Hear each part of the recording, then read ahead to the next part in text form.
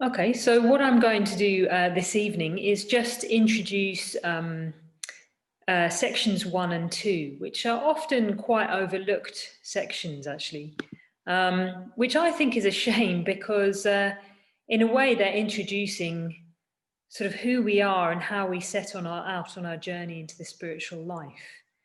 And if I was going to summarize, section 1, I'd say it will be something to do with setting your sights to the mystery, setting your sights higher, or broader, or deeper, or vaster.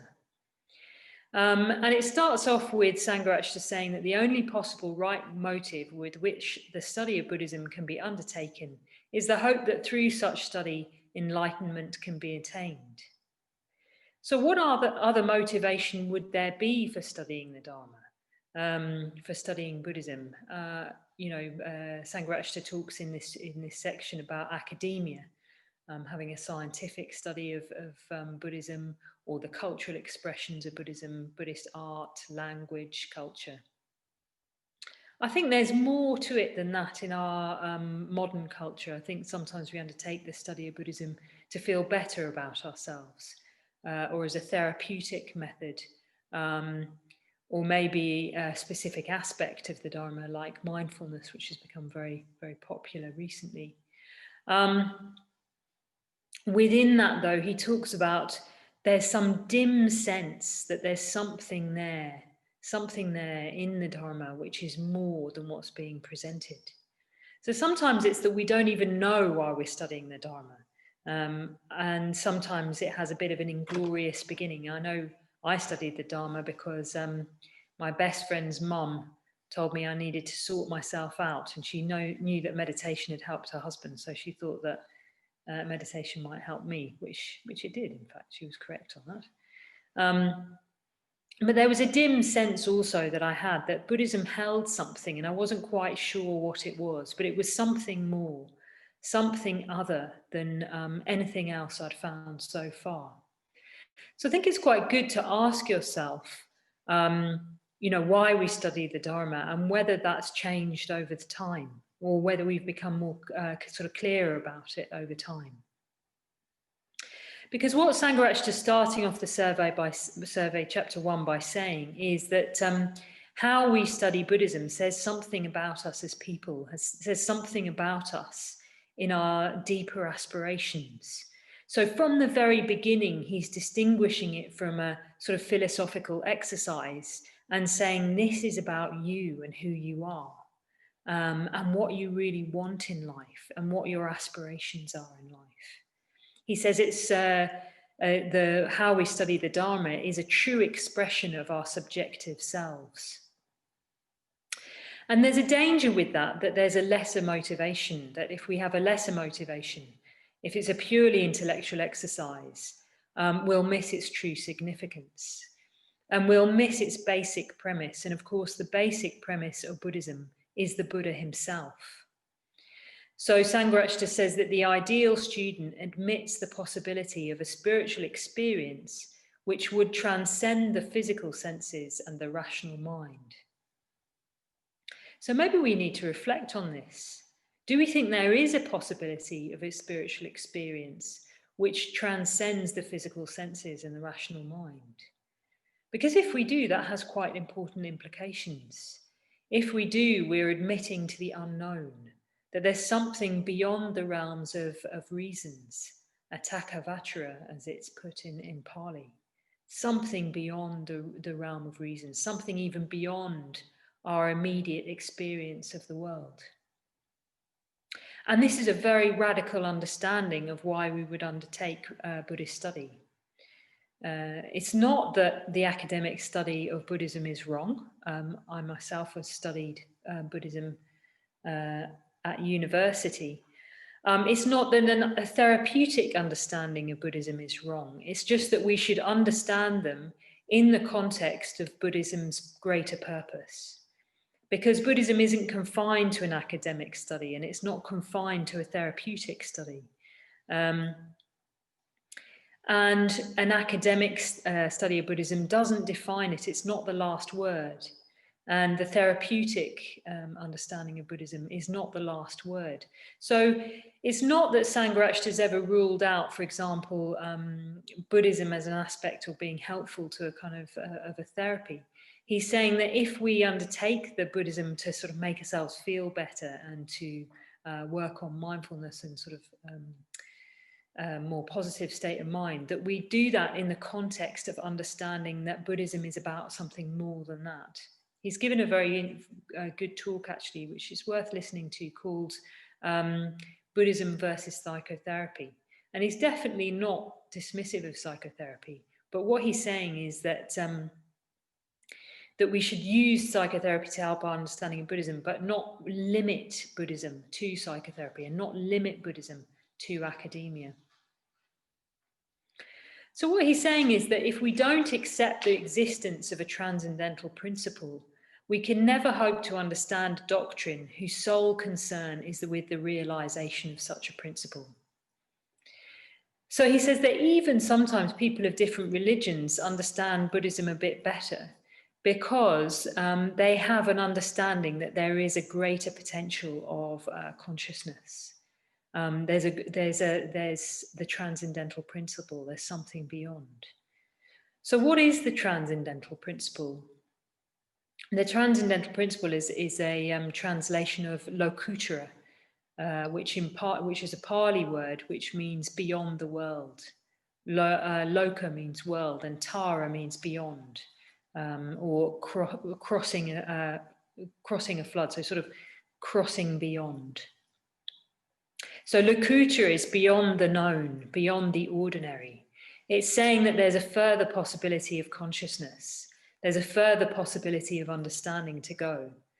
What it doesn't mean is that you just have to abandon the rational mind.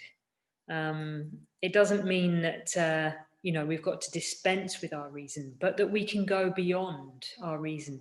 The way the Sufis talk about this is they say that knowledge can take you to the shore of the ocean, but if you want to reach the pearl of wisdom, then you must drown. And I think in a way, this is what Lokuttara is saying. It's not saying, well, just abandon your rational understanding of things.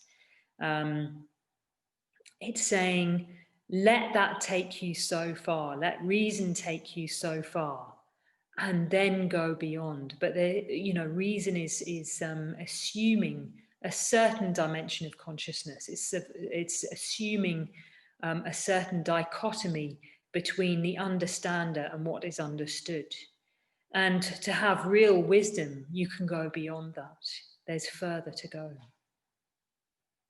So Buddhism isn't about collecting some knowledge. It's not just about collecting even some helpful techniques. It's about becoming something. So there's this wonderful sentence in the survey in chapter 1, section 1, where he says that the ideal student will be resolved fearlessly to pursue, frankly to examine, and faithfully to accept and follow whatever the truth of Buddhism might turn out to be. Which is very kind of bold, isn't it?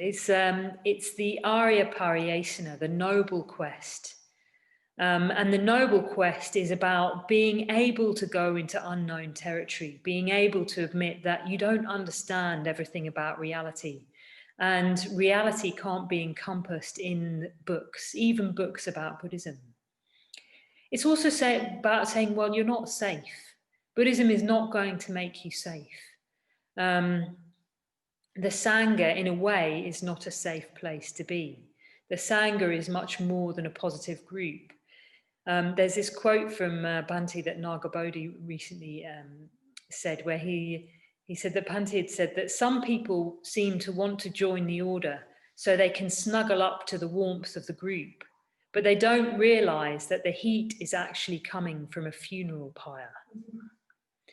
So yes, we're snuggling up to the warmth of the Sangha, but the warmth is coming from the funeral pyre. And what has to die in that funeral pyre is our own old understandings, our limited understandings, our confined view of the world and our confined view of the Dharma. So Panti says, you know, there's more danger from our friends than our enemies. He says that we've got more danger for people who like Buddhism for the wrong reasons than from people who dislike Buddhism for the right reasons. So yes, so it's possible to like Buddhism because it confirms your old beliefs, or you understand it to be confirming your old beliefs. He says theories are rooted in desires. I think this is a very profound teaching, actually. Theories are rooted in desires. We understand the world in particular ways because it suits us to, because we want the world to be a particular way. So because we want Buddhism to be a particular way, because we want Buddhism to confirm what we wanted to confirm, we're going to understand it in the light of our own misunderstandings. So if we're not willing to let go of our old theories, we're just going to misinterpret what Buddhism is actually about. We're just going to interpret Buddhism in the light of our own desires, and allow our desires to shape what we understand about Buddhism. So there might be aspects of Buddhism that we don't want to be true, so we just decide it isn't true. For example, we might not want it to be true that Buddhism talks about rebirth. We might not want it to be true that the Buddha talks about higher states of consciousness. So we just ignore that bit. We might not want it to be true that the Buddha has conversations with devas. You know, it might not fit into our modern understanding of the world. So we just ignore that bit and just say, well, that's just a later addition to the ancient texts. So in a way, what Panti's saying is, well, we've got to kind of lay those theories out, lay those desires out, and be willing to go forth from them. There is a kind of renunciation in Buddhism of our old understandings about the world. We have to step into that space where we have to admit we don't know everything. And this is true also of our understanding of the Tathagata, the Buddha himself. He says the wisdom of the Tathagata is not to be measured by the yardstick of the human intelligence, nor limited by the cravings of the human heart. The Buddha is Sugata, he's gone beyond. He's gone beyond anything that we understand. There's nothing that we can say where we can really pin down who the Buddha is and what he understood in his enlightenment experience. And if we're not going to limit the Tathagata, if we're not going to limit the Dharma with our human intelligence and the cravings of our human heart, then this does require some receptivity and boldness and humility. It requires spiritual training. And he says the spiritual essence of the Dharma will be revealed to the extent that we have right motive, an open heart and mind that's willing to go beyond the reach of the known. He said the spiritual essence of the Dharma will be revealed to those who are free from greed, hatred, and delusion, which of course is quite a tall order in life. But he also kind of reduces that down a bit to if we have a real hankering after the spiritual life. And I think we've all got that. We've all got a real hankering for the spiritual life, not just as an academic exercise, not just as a therapeutic exercise, but a real hankering for the spiritual life. And this understanding of what the Dharma is, this radical understanding, has influenced how Sangharakshita set up the movement, because he didn't want it to be a Buddhist society of people interested in Buddhism. And he didn't want it to be a monastic Sangha of people wanting to be monks. He wanted to be formed of people who had that real hankering for the spiritual life and who were willing to make changes in their life, but wouldn't necessarily identify Buddhism with a particular lifestyle. So he had these two choices when he came to the UK after India. He could have either set it up along the lines of the Buddhist Society, which was a society where you didn't even have to be a Buddhist, but you could just join out of an interest in Buddhism. And he didn't want it to be kind of wholesalely imported from the East with the monastic lay divide and the kind of Theravadan setup. He wanted it to be a real order of deeply committed spiritual practitioners living in whatever lifestyle they were living in at the time. So in the second section, he talks about how someone of that motivation can learn. And in a way, we could call this section that everything is in service to the mystery. So in our kind of post-enlightenment scientific, nihilist, materialist sort of world, we can limit our worldview to prioritizing academic study and rationalist understanding of even spiritual truths. And we can learn about Buddhism from all sorts of sources, not necessarily Buddhist sources. So he talks about academic books on Buddhism because that was what was available to him at the time, living in the 1950s in Kalimpong. But I think we can also add other books to that because, of course, Buddhism has become a huge discipline, and there's many different books about Buddhism that we can buy. Just a multitude of books about Buddhism from all different schools, you know, books on Buddhist art, books on Buddhist literature, and then self-help books, therapy books, mindfulness, all drawing on the Buddhist tradition. So it can just feel a bit overwhelming, you know, which one do you pick up next? And in a way, some of these books, Sangharakshita's point is that their primary goal is not the practice of Buddhism. It's not the desire to gain enlightenment. It's not the desire to reach Lokuttara. It's not the desire to go beyond the world. And yet we can have the sense that something more is indicated within them. Something comes through these books. He calls it an invisible perfume in a musty chamber. So sometimes we're reading a book about Buddhism that might be quite dry, or might be quite sort of superficial in a certain sense, but there's an invisible perfume in a musty chamber. I just quite like that image, actually.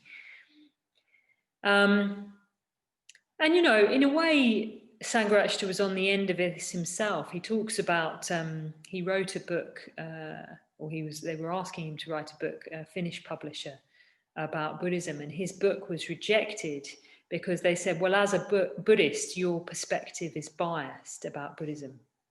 You know, it's a bit like if you're a practicing Buddhist, you must be biased. It's like your emotions must get in the way. And he said, well, who am I to write a book about Buddhism? I've only practiced it for the last 40 years. And his point in this section is that actually it's better to read books by people with a real sympathy for Buddhism, even if their technical ability isn't as great, even if their academic achievements aren't so great. If they've got a real sympathy about Buddhism, maybe that invisible perfume will be even the greater.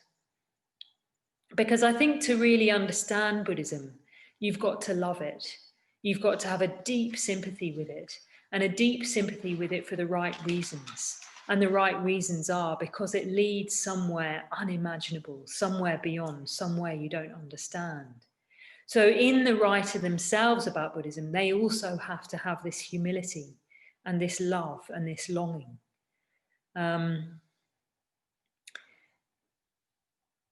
Yes, I might just tell you a little dream I had when I took up the Padmasambhava practice, and I had this dream that I was walking down this corridor and there was a door open, and Bhante was sitting in this room, and in front of him was a massive red lotus made out of light. And I thought, I don't understand what that lotus is. I don't understand what it represents. It's something more than I can comprehend, but I know Bhante understands it. And that's enough for me right now. So sometimes we're presented that with even a book about or a study of Buddhism from someone. It's like there's got to be that sense of there's something more here, and I don't quite grasp it. And that's what makes it so exciting. If we thought we could just read a book about Buddhism and completely understand it, it will be so limited because it would be just limited to our own intellect And we couldn't live a life on the basis of that.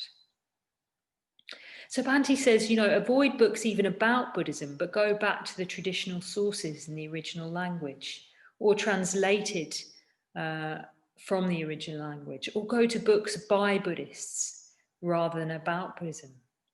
And this can be very challenging. I don't think we all need to get a degree in Pali and Sanskrit and Tibetan in order to join the order.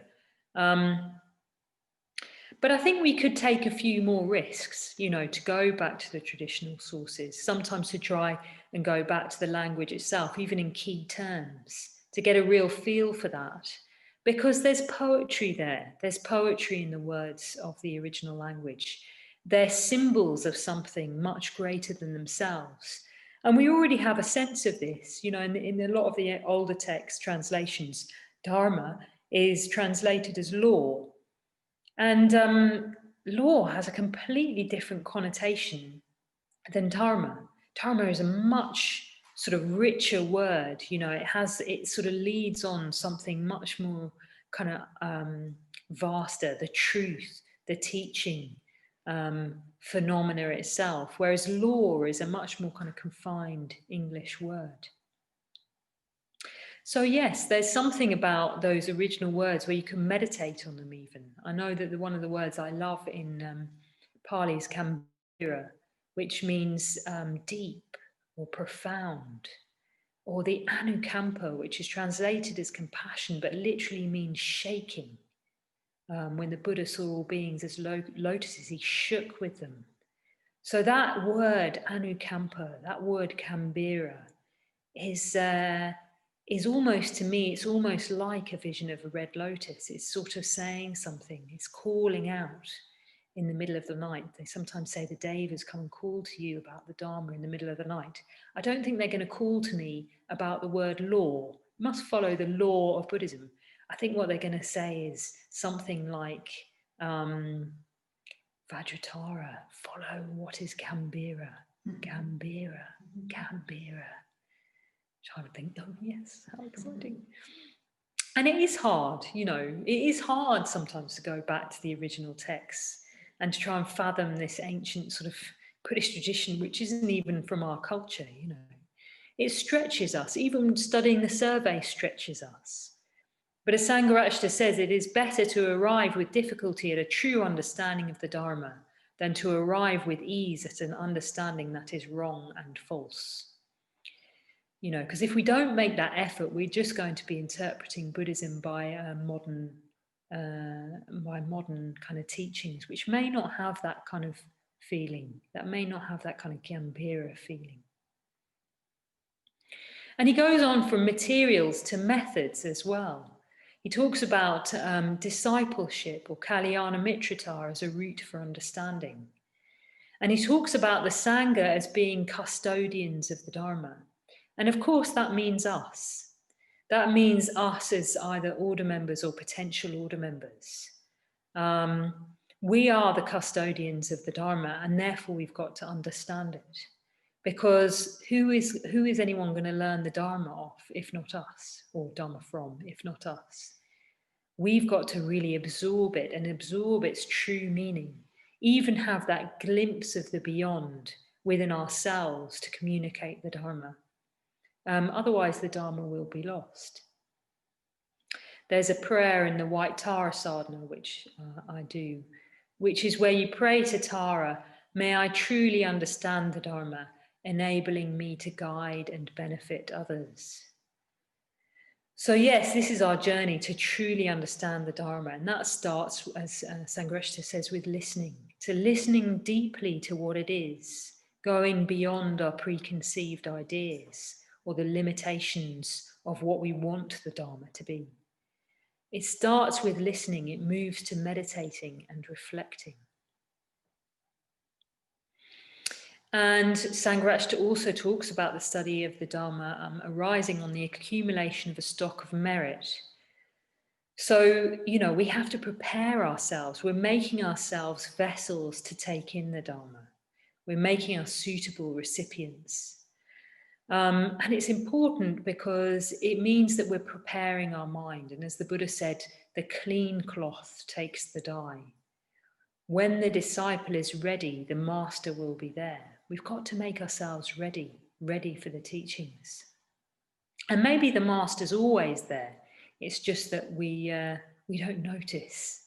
We don't notice them because we're so preoccupied with other things. And the last thing he says in that section 2 of chapter 1 is he talks about healing the split between the religious and secular. He says, nature is not dead, but alive with many voices. And to the eye accustomed to see and to hear things that point beyond themselves, even an old pine tree is preaching wisdom and a wild bird crying out the truth. So he's asking us to realize, in a sense, that we need a society or culture that supports our aspirations.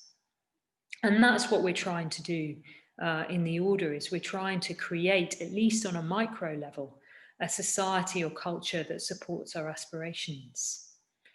And we can really see this in the lockdown, because what people are doing is providing a context for people. And that's what we need to do. We need to provide a context in which we can really understand the truth. Maybe Bhante has a bit of a rosy understanding of traditional culture in this chapter. I know that I sort of wonder with this whether his understanding of traditional culture might have changed somewhat after communicating with Dr. Ambedkar. But even so, I think the point that we can take away from this for ourselves is that there's so much in our culture that does not support our aspirations. There's consumerism, there's hedonism, and utility being the highest values. So there's that kind of scientific materialism as the underlying view that says all we are is matter, and when we die, that's it. Which is saying that, this state of consciousness is the highest that there is, and what's most important is to gain more pleasure or more status. So there's things that go against us in our culture, but there's also things that really help us. There's things in our culture that are really wonderful. There's a kind of resourcefulness in the community that's emerged in these difficult times. I was thinking about it also. There's a long-established religious culture of the symbolism of architecture and music. There's the arts, highly developed arts of all kinds, whether that's painting or dance or music, sculpture, whatever. I think in a way the arts took over from the church at a certain point in our history to indicate the transcendental. So what was once a great cathedral that was pointing beyond into the heavens is now a kind of beautiful painting or a beautiful sculpture. And often this is where we feel our first stirrings of a higher possibility of consciousness. I know for myself it certainly was, particularly hearing Christian religious music and going to art exhibitions. I could find myself staring in front of a painting, just with tears pouring down my face, or listening to a piece of music, feeling the same, thinking there's a higher life that's possible. So in order to understand Buddhism as well, we need Buddhism to be integrated into our life, into the local sanghas, where everything has a transcendent orientation, pointing beyond itself. And I think this is what we can find on retreat. In a way, we're creating a society that supports our aspirations. We're creating a community where, we don't have so many distractions, and we look after each other.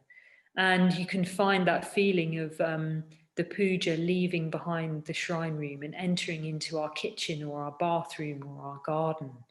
And you're all in your home situations at the moment. So it's allowing the puja, for example, to enter into the sphere of ordinary life and your ordinary communications. So it's letting the transcendental, letting everything in your life point to the transcendental, not just keeping it confined to a kind of Buddhist class on a Tuesday evening or something. And he talks about this as a quest for holiness or a quest for wholeness, where all our activities are pointing to the transcendental. All our activities are supporting us in our endeavours. And he talks about that also going forth, even of a kind of guarding the gates of the senses, where we really are aware of how we're affected by our environment and what we allow into our consciousness, what we allow into our minds. So that in a way, what these two sections are talking about is our whole life being a mandala at which is the possibility of enlightenment, the possibility of bodhi, the transcendental at the principle at the center of our lives, and allowing that to perfume all our activities and everything we do. So yes, it's quite a tall order in a way. You know, it'd be easy to overlook these two sections as something quite basic, but actually it's about us becoming a vessel for the Dharma, for the true Dharma, for the beyond, for the transcendental, for what's the great mystery, in a sense. So I think I'll leave that there. What we'll do this evening is we'll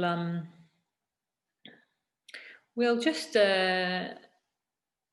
what will we do? Well, we'll salute the shrine, and then I'll think of what we're going to do. It hasn't quite appeared to me yet. Thanks very much, Vajratara. It's beautiful. Beautiful quotes from Bhante, sort of like an invocation and evocation of the spiritual life in Bhante's vision. Very, very beautiful.